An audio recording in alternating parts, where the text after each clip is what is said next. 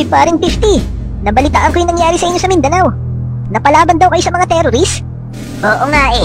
Grabing labanan. Pero magigiting ang ating mga sundalo. Sa huli, nagtagumpay din kami. Successful ang aming mission. Alam nyo, yung mga terrorist na yan, hindi lang dito problema yan eh. Problema yan ng buong mundo. Kaya saludo ako sa ating matatapang at bayaning armed forces. Sinusugal nila ang kanilang buhay para lang sa katahimikan.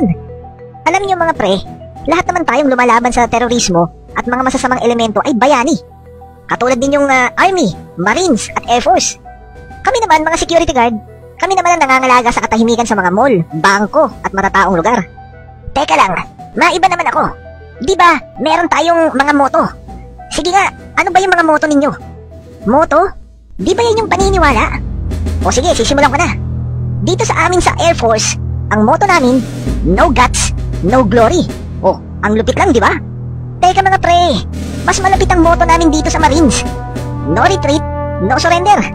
O di ba? Parang Hollywood movie title lang. Nako, walang sinabi yan mga pre. Dito sa Army, ang moto namin, no pain, no gain. Mas malupit, di ba? Wow, ang lupit nga. O ikaw naman 20. May moto rin ba kayong mga security guard? Aba syempre, kami pa. Ano akala niyo magpapahuli kami mga security guard sa inyo? Ang mga moto namin pre, dinidisplay pa namin at binabasa ito ng maraming tao. Ha, ganun ba? O sige nga, parinig nga ng moto nyo. No ID, no entry.